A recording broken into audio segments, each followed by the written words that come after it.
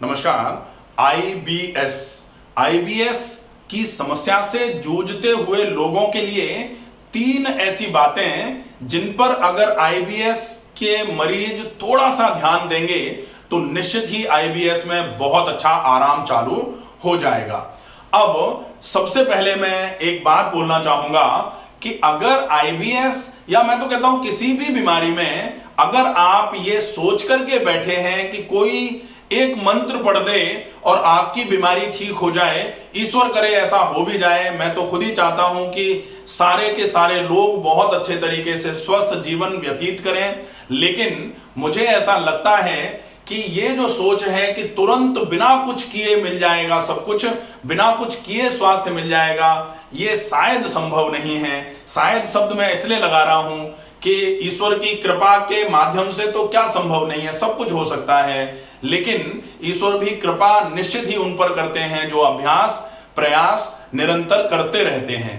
तो अब हम देखेंगे 3 वो चीजें जिनका फॉलोअप अगर हमने बहुत अच्छे तरीके से किया तो निश्चित ही आपके आईबीएस में बहुत अच्छा आराम मिलना चालू हो जाएगा। वीडियो को अंत तक जरूर देखें ताकि आप अपने आईबीएस को ट्रीट करने के लिए की पॉइंट्स समझ लें। अगर आप चैनल पर नए हैं तो प्लीज इस चैनल को सब्सक्राइब कर लीजिए। हम रोग को जड़ से कैसे खत्म किया जा सकता है उसके लिए आवश्यक होता है कि जड़ को खोदना, जड़ को पहचानना। तो रोग की जड़ क्या है और स्पेसिफिकली अलग अलग रोगों की अलग अलग जड़ें जो होती हैं उनको कैसे पहचाना जा सकता है और सारे रोगों की एक जड़ जो है वो क्या है, ये सारी चीजें अगर हम अच्छे तरीके से समझ लेंगे तो निश्चित ही रोगों को ठीक करने में ये जो पैटर्न है ये बहुत अच्छे तरीके से हमारे शरीर में काम करता है, हमारी मदद करेगा। अब हम देखें 3 वो चीजें। सबसे पहले सही दिशा, दूसरा निरंतर प्रयास और तीसरा धैर्य। अगर आईबीएस की बीमारी में ये 3 बातें विशेष ध्यान में रखी जाएं, दिशा सही होनी चाहिए उपचार की। अगर उपचार की दिशा ही सही नहीं है तो आप कितना भी उपचार कराते रहो आराम नहीं मिलेगा। दूसरे नंबर पर अगर आप दिशा सही है लेकिन निरंतर प्रयास अभ्यास नहीं करेंगे तो भी आराम नहीं मिलेगा। और धैर्य रखना पड़ेगा कि अगर आप निरंतर प्रयास भी कर रहे हैं और दिशा भी सही है लेकिन धैर्य नहीं है, हड़बड़ी है, अंदर आराम नहीं हो रहा है, कि पता नहीं होगा भी कि नहीं होगा, तो निश्चित ही आराम होगा या नहीं होगा वो तो अलग बात है, लेकिन आराम होने में व्यवधान जरूर आएगा इस चीज से। इसलिए बहुत आवश्यक है इन तीनों बातों का ध्यान रखना। क्या क्या है? सही दिशा में धैर्य के साथ निरंतर प्रयास, 3 चीजें हैं। सही दिशा, धैर्य के साथ निरंतर प्रयास। अगर आप ये तीनों अच्छे तरीके से फॉलो करेंगे निश्चित ही आईबीएस में आपको बहुत अच्छा आराम मिलेगा। दिशा सही क्या है? आहार और विहार। आपको काम किस पर करना है? अगर आप अपनी आईबीएस की समस्या को ठीक करना चाह रहे हैं तो आपको आहार और विहार पर काम करना पड़ेगा। आहार मतलब आपको क्या खाना है, आपको कितना खाना है, मात्रा कितनी होनी चाहिए, आपको कब कब खाना है और आपको खाने के तरीके जो सबसे अच्छे तरीके हैं, कैसे खाए जाएं, खाना कैसे खाएं उसका विशेष ध्यान रखना पड़ेगा। दूसरा विहार। विहार मतलब आंतों की कमजोरी है, आंतों की दीवारों की मांसपेशियां कमजोर हो रही हैं, उन कमजोरियों को दूर करने के लिए आप कौन से व्यायाम करें, किस तरीके से उन व्यायामों को किया जाए, इस पर आपको पूरा ध्यान रख करके अपना आगे की तरफ कदम बढ़ाना पड़ेगा। इसको बोला जाता है सही दिशा। अब निरंतर प्रयास, तो आहार और विहार का निरंतर प्रयास भी आवश्यक है। बहुत जल्दी में आराम नहीं होगा, टाइम लगेगा, और वो टाइम जो लगेगा वो अभ्यास करते हुए टाइम लगना चाहिए। ऐसा नहीं कि जैसे टाइम तो बहुत लगाया लेकिन बिना अभ्यास के समय तो गुजरता गया, हमने कुछ नहीं किया, तो फिर ज्यादा समय लगाने के बाद भी रिजल्ट नहीं मिलेगा। रिजल्ट कब मिलेगा? जब दिशा सही हो, लगातार प्रयास जारी हो और धैर्य साथ में रखा जाए।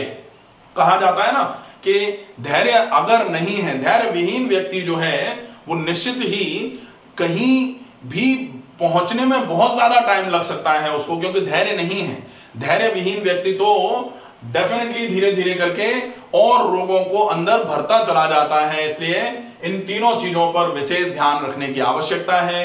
अब हम बात करेंगे कि आईबीएस को अगर आपको ट्रीट करना है तो आप आहार में किन विशेष बातों का ध्यान रखें। आहार में आपको ध्यान रखना है जो पच जाए वही खाएं, जितना पचा सकें उतना ही खाएं, और खाने की वो विधि कि जैसे कहा जाता ना कि खाने को पिएं और पानी को खाएं, इस विधि का ध्यान रखें। खाने को पिएं और पानी को खाएं मतलब खाना इतना चबाकर खाएं कि खाना बिल्कुल महीन हो जाए, दांतों से पीस दिया जाए, खाने को चटनी बना दी जाए खाने की, और वो चटनी जब दांतों से बना के हमने अंदर पहुंचाएंगे हम बोलस के रूप में, जब वो खाना आमाशय में जाएगा तो फिर आमाशय उसको पाचक रसों के साथ अच्छे तरीके से मिलाएगा, और पाचक रसों के साथ खाना मिल करके जब नीचे की तरफ आंतों में उतरेगा तो फिर आंतें डेफिनेटली उस खाने में से पोषक तत्वों को खींच करके शरीर में पहुंचाएंगी। और यही आंतों का काम है।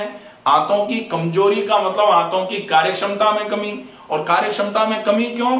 क्योंकि आंतों के काम को हटा करके आंतों से किसी दूसरे का ही काम कराए जा रहे हैं।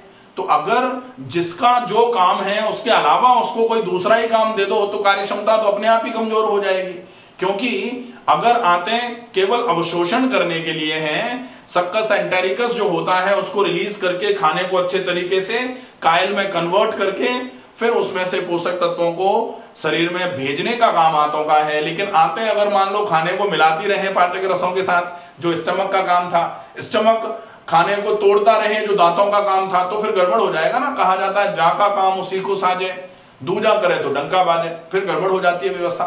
तो ये विशेष ध्यान रखना है। व्यायाम में सामान्य व्यायाम जो है वो नियमित अभ्यास पर रखे जाएं। जैसे टहलना, कम से कम 30 से 40 मिनट अगर आप टहल सकते हैं, धीमी गति से टहलें बेशक, कोई दिक्कत नहीं है। और कोशिश करें कि टहलने के बाद थोड़ी देर का व्यायाम जरूर किया जाए प्राणायाम के रूप में। और प्राणायाम के रूप में जो व्यायाम होगा, अनुलोम विलोम प्राणायाम और दीर्घ श्वसन, जिसको भस्त्रिका कहा जा सकता है लेकिन धीमी गति से, तो ये व्यायाम में आप कर लेंगे। और साथ में थोड़ा सा दिनचर्या और रात्रिचर्या का फॉलोअप जो है, लाइफस्टाइल के मॉडिफिकेशंस जो है उनको ध्यान में रखना पड़ेगा। सवेरे जल्दी जाग जाएं, रात को जल्दी सो जाएं, शाम का खाना जल्दी खा लें, इसका विशेष ध्यान रखें। पूरे दिन में पानी थोड़ा थोड़ा करके पिएं, इसका भी विशेष ध्यान रखें। अब इसके अलावा प्राकृतिक चिकित्सा में जो उपचार होता है, प्राकृतिक चिकित्सा के उपचारों में दो बहुत बेहतरीन उपचार हैं। एक तो उपचार है पेट का गर्म ठंडा सेक करके ठंडे पानी का गीला कपड़ा, या संभव हो जाए तो मिट्टी की पट्टी, इसको खाली पेट करेंगे, आंतें जब खाली हों उस समय करना है, इसका विशेष ध्यान रखना है। अब दूसरे नंबर पर यह विशेष ध्यान रखा जाए कि अगर आप संभव हो जाए तो ठंडा कटी स्नान कर लीजिए। कई लोग ऐसे हैं जो आईबीएस से बहुत परेशान थे, लेकिन डाइट का, अच्छी एक्सरसाइजेस का और प्राकृतिक चिकित्सा के बहुत सिंपल से उपचारों का उपयोग करके कई सारे लोग आईबीएस की समस्या को बहुत अच्छे तरीके से मैनेज कर रहे हैं, उनको कोई दिक्कतें नहीं आ रही हैं। कई लोगों का आईबीएस ट्रीट हुआ है। तो आपको आईबीएस को ट्रीट करने में इन बातों का विशेष ध्यान रखने की आवश्यकता है। आशा है ये वीडियो आपको पसंद आएगा। ज्यादा से ज्यादा लोगों तक इस वीडियो को पहुंचाएं। स्वस्थ रहिए, सुरक्षित रहिए। धन्यवाद।